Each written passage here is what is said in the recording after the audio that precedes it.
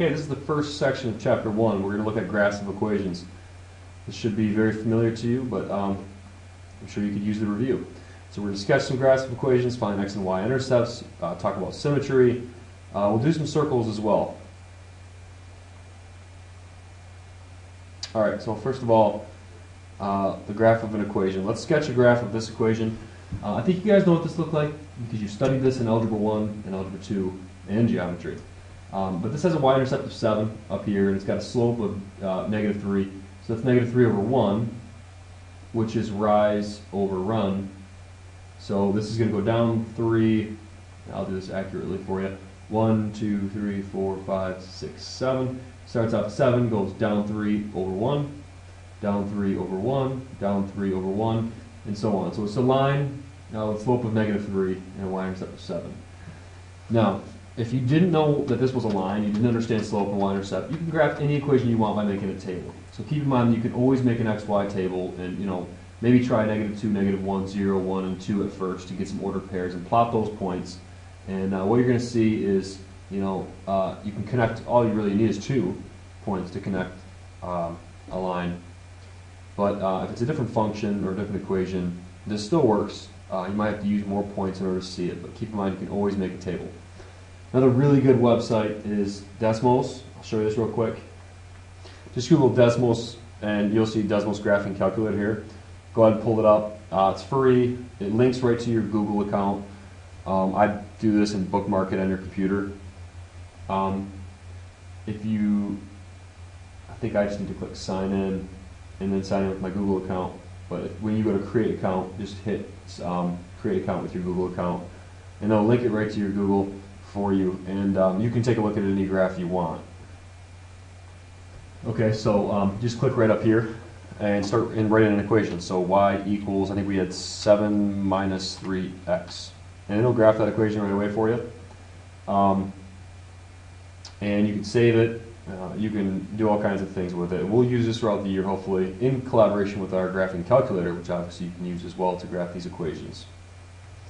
But let's talk about the intercepts of a graph now. We have x and y intercepts.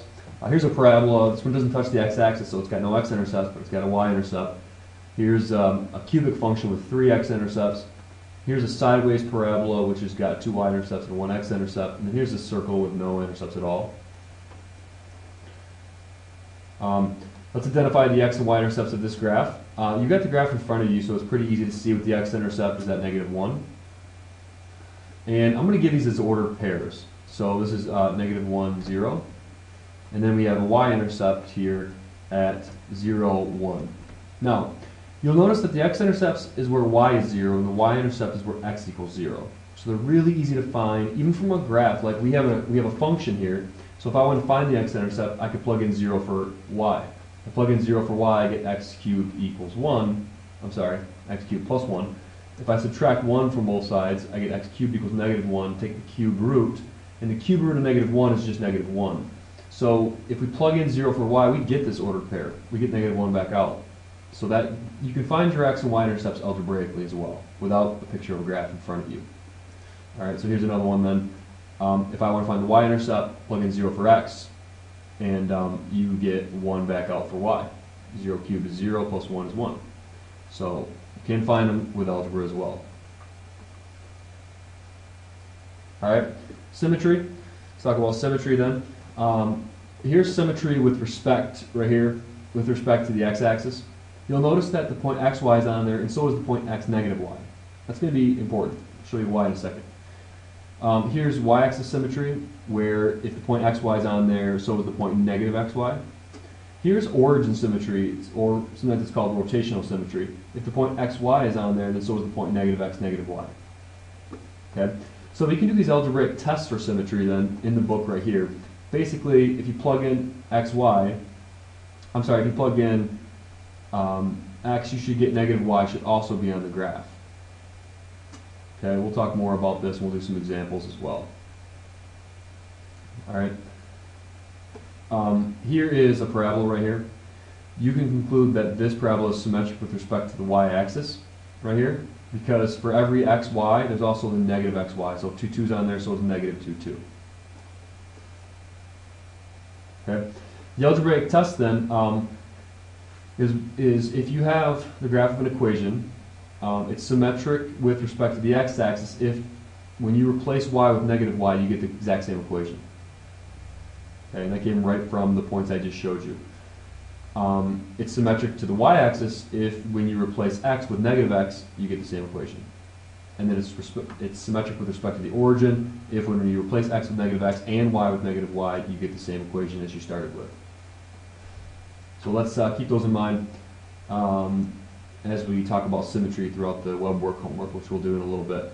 So let's sketch the graph of another equation then. This is an absolute value. Obviously you can use Desmos for this. This is the absolute value of x minus 1. So when you go to enter this one in, you want y equals, and you want to hit this absolute value of x minus 1, and it'll graph it for you. Obviously, so will your graphing calculator. But you can graph this by hand too. You know that the parent function, y equals absolute value of x, looks like this, goes to the origin. Well, we're going to talk about transforming functions, but if you remember, when you subtract 1 from x, that moves the function 1 to the right. So the function is moved 1 to the right and looks like this red function right there. Alright, last let's talk about circles.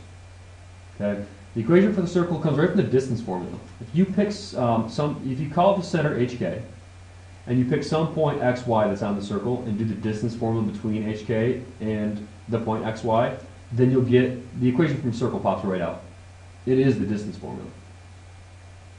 Alright,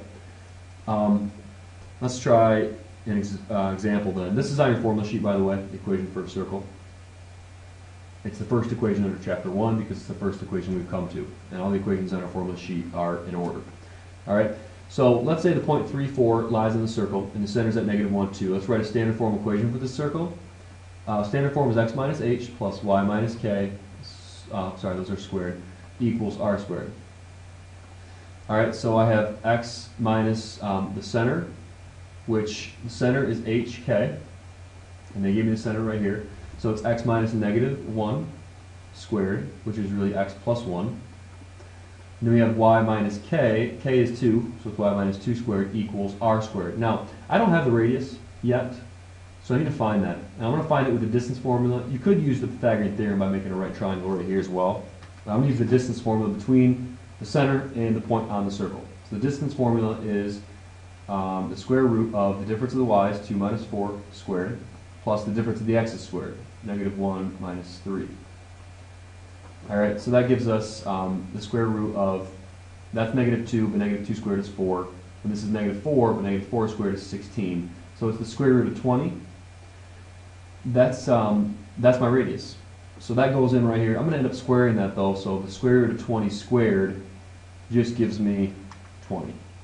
So there's my equation for the circle in standard form. Alright, let's try some web work homework problems now, and hopefully we can nail this stuff down better. Hope this helps.